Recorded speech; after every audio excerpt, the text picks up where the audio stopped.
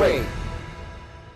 Sa headlines kan mga barata, microchipping sa mga taman na ido sa Naga pinagtutulod kang City Veterinary Office. Pagprotehir kang Mount Iriga pinagtutulod kang lokal na gobyerno.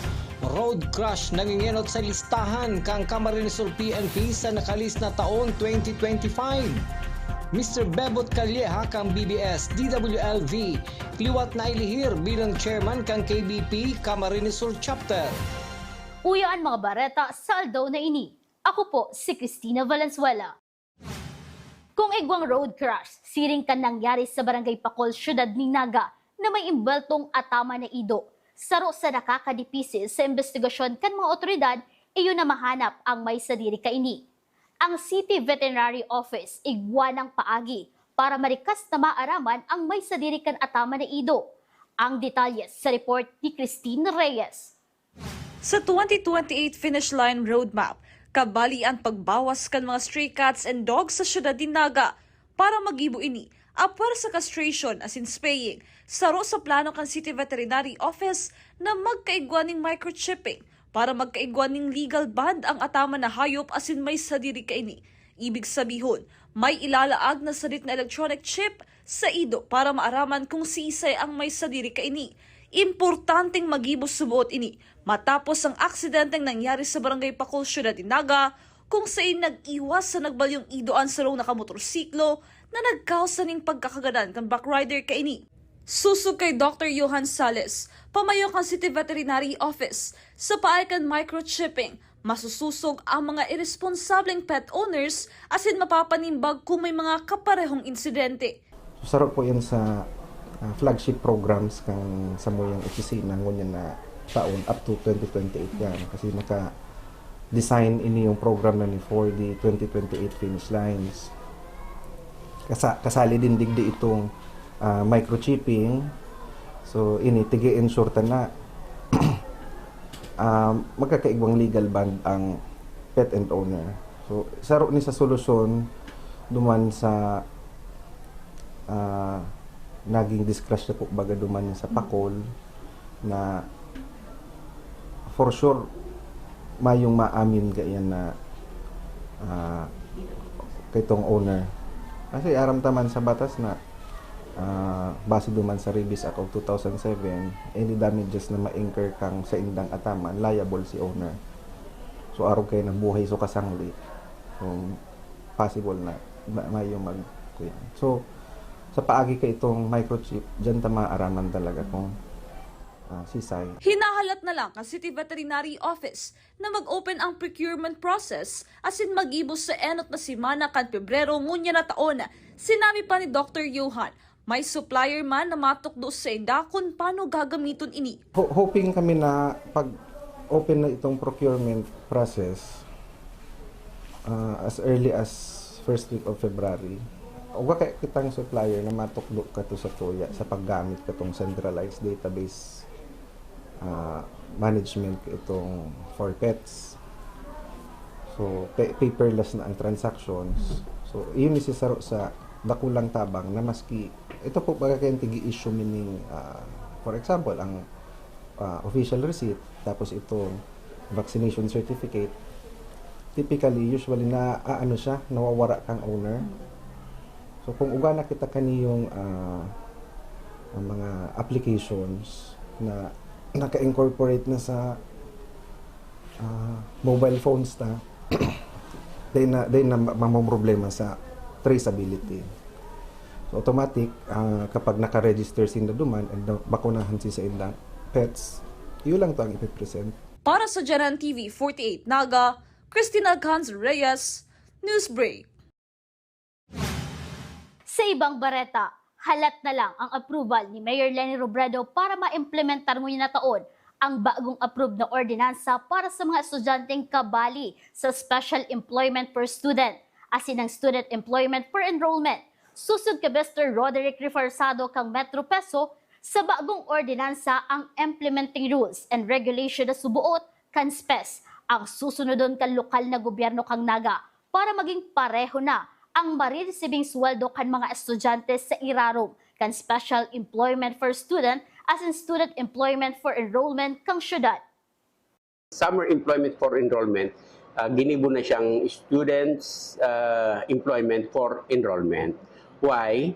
Kasi susunod dun ta na din si IRR kang space sa pag-implement kaini yung SEFE. Na dailang siya summer i-implement but year-round. Ano po? So year-round na po 'yan. Mientras tanto, sa Student Employment for Enrollment na programa kan lokal na gobyerno kang Naga, ang LGU ang mahanap ning kapartner na pribadong opisina na lalaugan kan mga estudyante. Ang nasabing pribadong opisina ang masimbag kang 60% kang sa indang sweldo, asin 40% ang sa lokal na gobyerno kang Naga. Alagad kung ang sarong estudyante sa opisina kang LGU Naga matrabaho, 100% kan sa indang sweldo ang mahali sa lokal na gobyerno. Man sa ordinance na newly approved, kita na mismo sa City Government of Naga through the SEPE, Students Employment for Enrollment, kita na ang makikipag-ulay sa private employers wherein 60% ang babayadan kang private and then ang City Government of Naga ang matao kang 40%. Okay. And ini yung student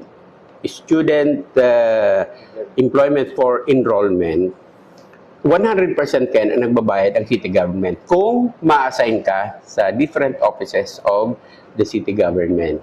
Pero pag na-assign ka sa private employers, ang 60% kito ang mabayad ang employers, ang 40% ang city government of Naga. Sa iba pang bareta, siniguro ni Solid Waste Management Office Head Engineer Joel Martin na may pag-iingat sindang pinagigibos sa operasyon kang sanitary landfill para dai maarog sa nangyaring pagguho ng basura sa Binaliw, Cebu.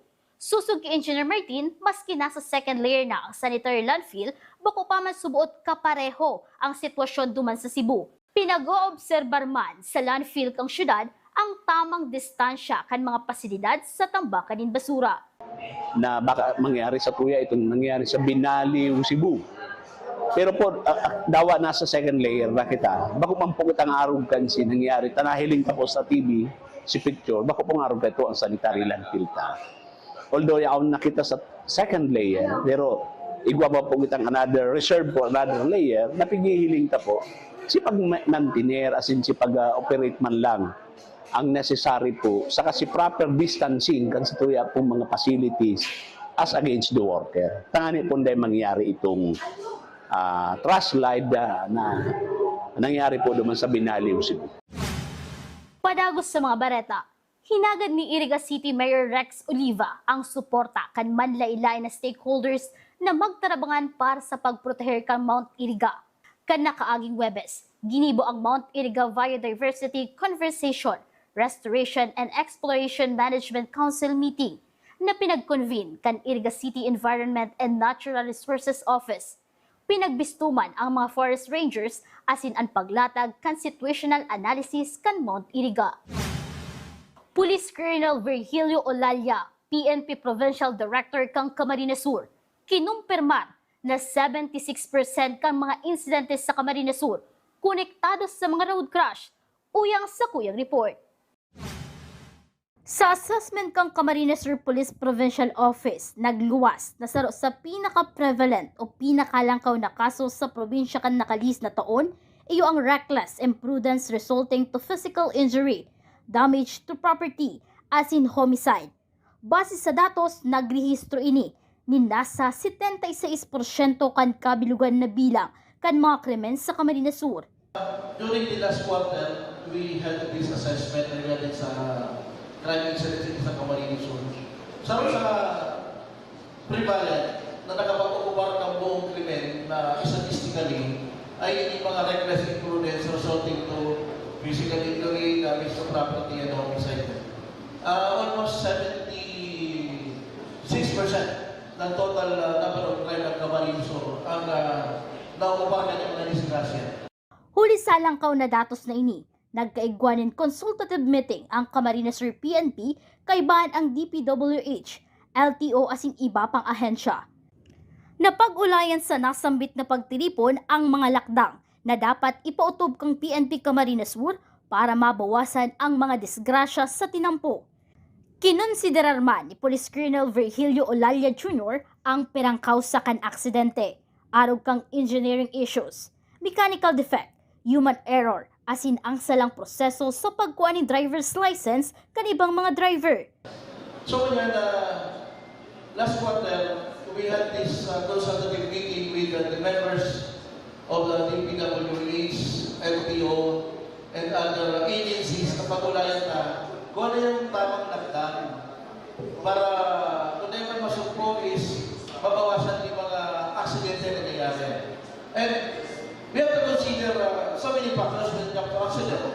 Number one, engineering. Pag sinabing engineering, kalidad ka sa tuyang kalye. Pangalawa, si mechanical, lumalaman yan sa mga defective na mga sasakyan.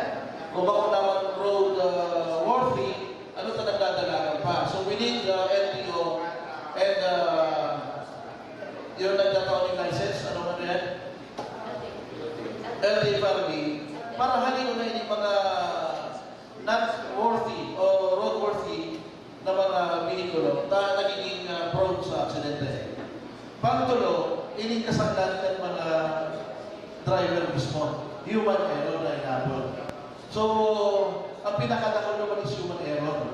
Human. Para ma-address na is you need education sa mga driver.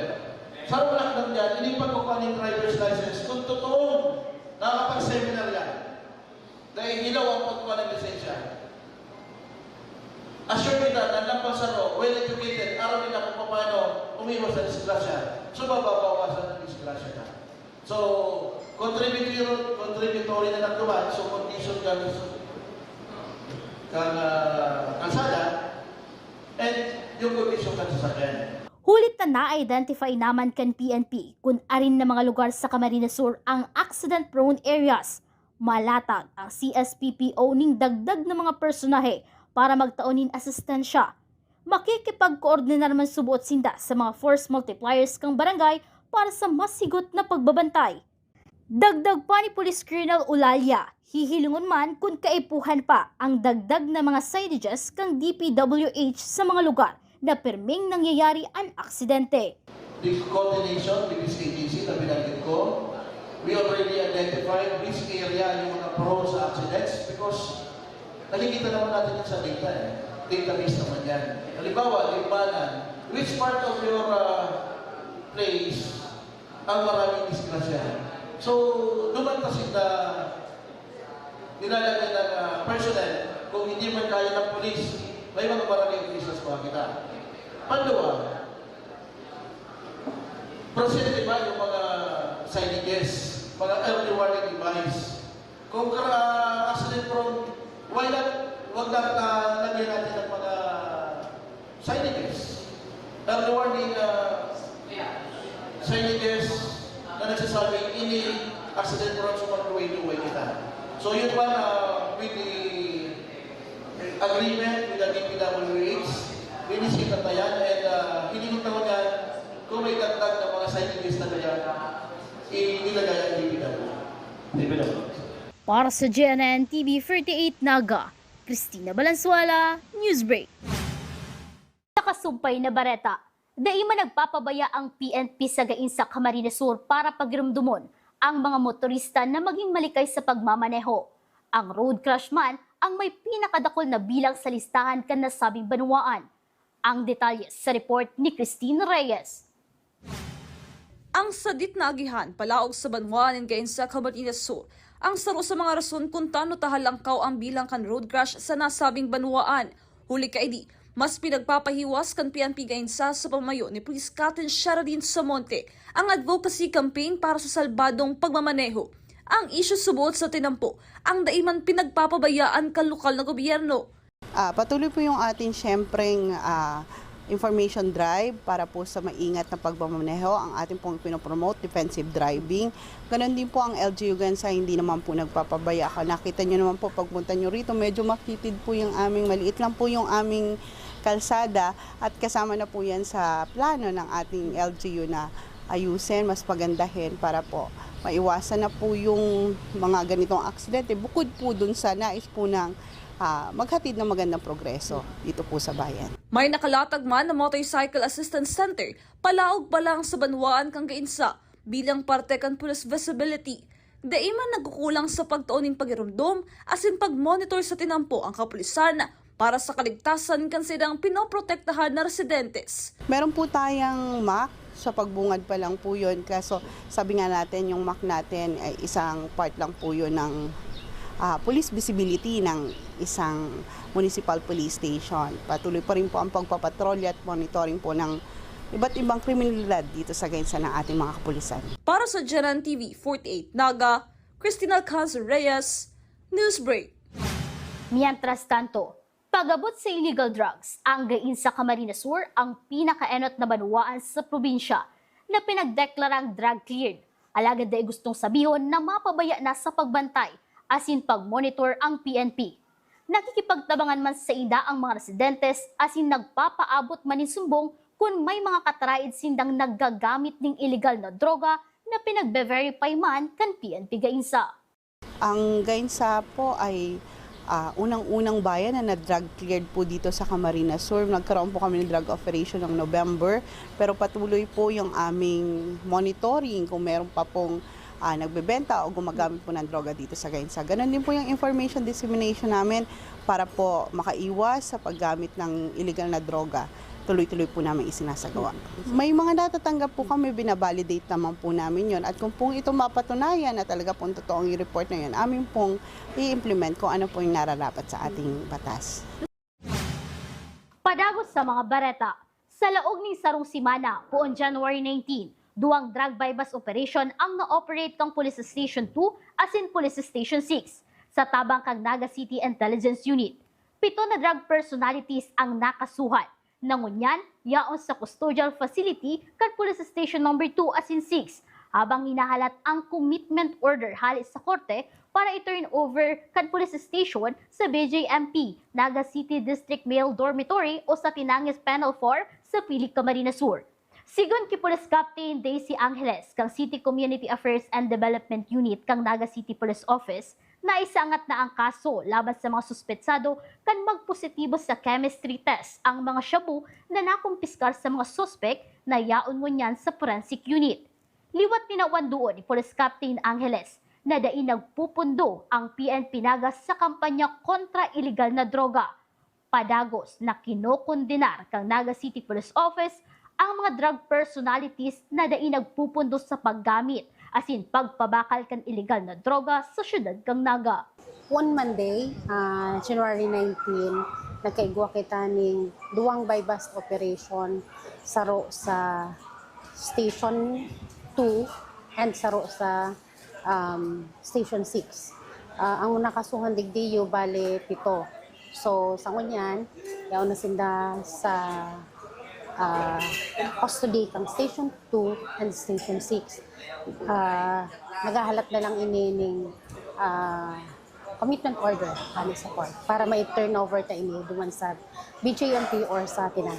Na-file ta si case ning violation of Republic Act 9165. So ibig sabihin nag-positive si nakuha sa indang na illegal drugs. So sa ngunyan itong illegal drugs na ito yaon sa kustodiya kang forensic unit. Actually di man kita nagpupundo ang Naga City Police Office, di man nagpupundo sa kampanya against illegal drugs. So pagdagos na pa din na kinukundina ang paggamit, ang pagpapabakal kang illegal na droga digdi sa Naga City. Kasi saro ini sa nagiging nagko-contribute kung taano nagkakaigwa kita ng krimen. So, ang Naga City Police Office, dahil mapundo hanggat maubos ang mga paragamit para pabakal digdi sa Naga City. Mientras tanto, tuluman ng wanted person ang naaresto kang Naga City Police Office nguyan na simana. Dua ang may kasong theft asin saro sa pagbalgar sa Republic Act 9262. May pinagrekomendar man na piyansa ang korte sa duwang kasong nasambit. Alagad, depende ini sa gabat kan sa idang kasong inaatubang sabi ni Police Captain Daisy Angeles. Sa ngunyan, pasaro-saro ng nadadakop kan PNP ang mga wanted person. Alagad sa datos kay ni, dakul pa na mga wanted person ang nasa listahan ninda. Ulit na padagos ining nadadagdagan, na ngunyan, higot na hinahanap kang kapulisan para atubangon ang saydang kaso. Pagkabot sa wanted person, igwa kitang from Monday hanggat kahapon, nagwa kita ni arrested na 3, 2 sa theft and saro sa itong pangungulo, itong Republic Act 2262 sa Bausi. Ining kaso iniyo, may mga piyansa ini. Pero since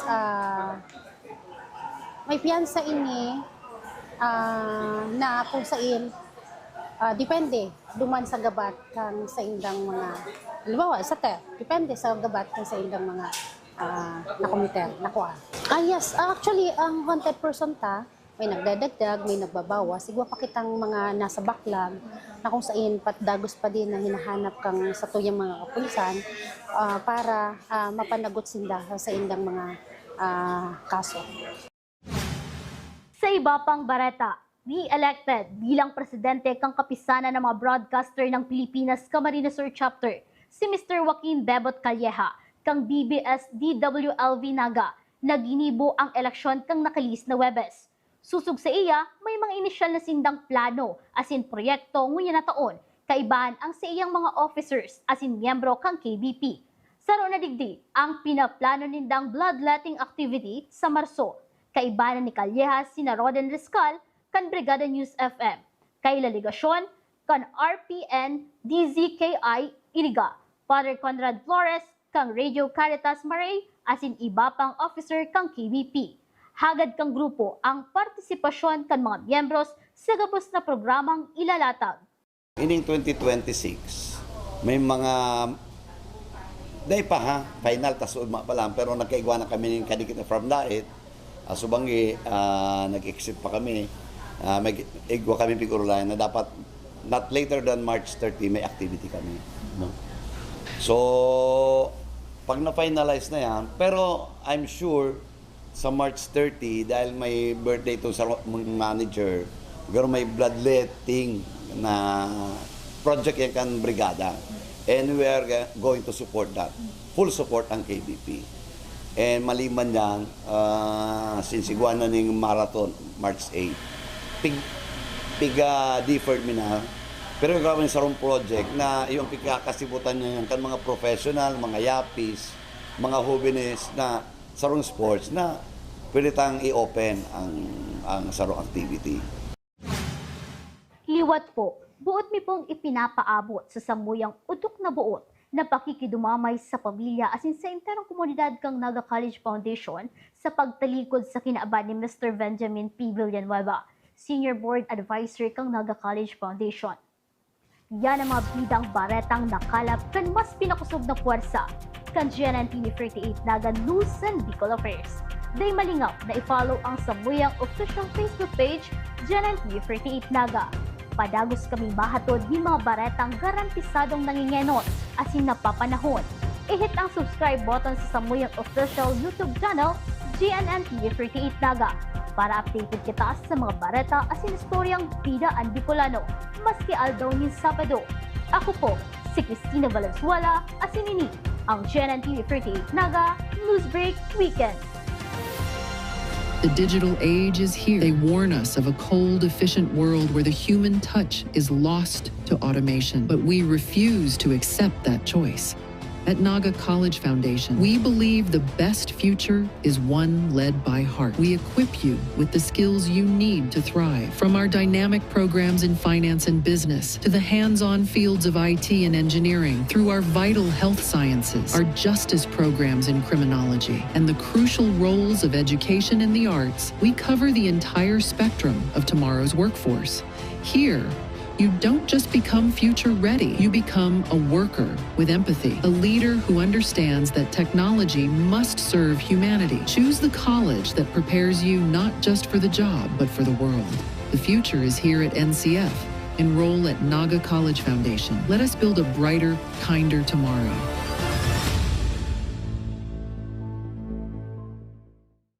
Seeing clearly shouldn't mean traveling far from home. At Camsur Eye Center, world-class care is right here in the heart of Rinconada and the Bicol region. With advanced diagnostic tools, ophthalmology specialists, and a team that treats you like family, we bring expert eye care. From children's screenings to managing cataracts, glaucoma, and diabetic eye conditions without the need for long trips. Because your vision matters, and so does your time. Camsur Eye Center, world-class eye care just around the corner.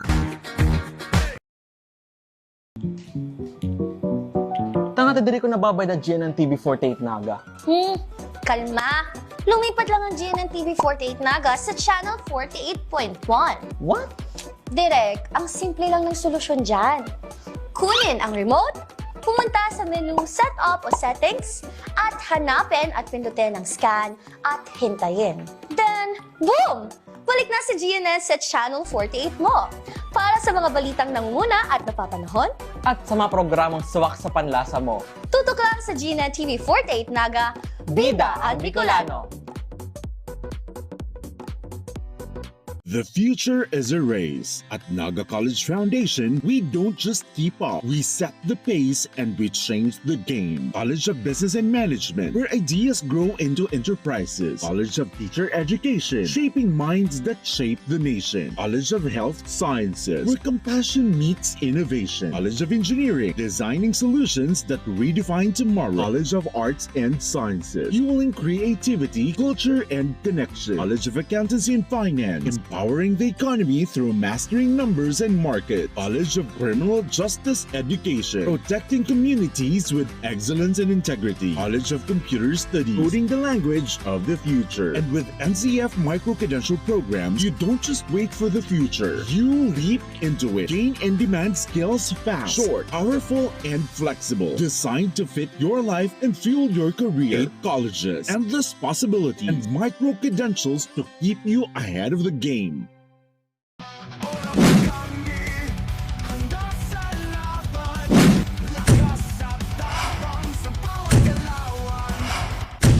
Ano, morag ka?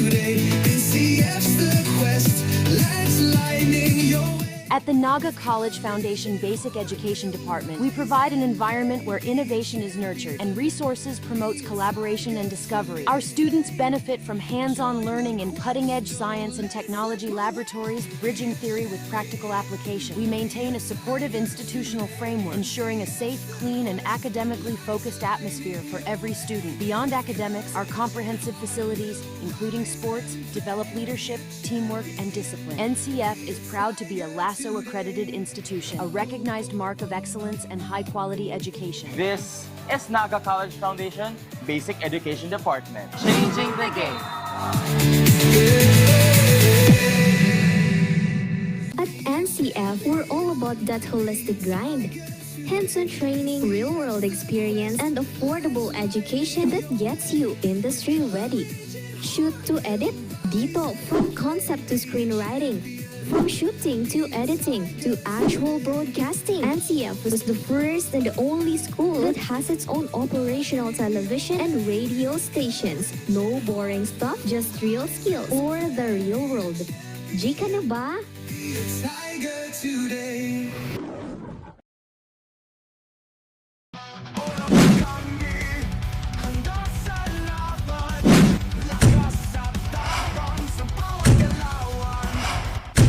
Ano, morag ka?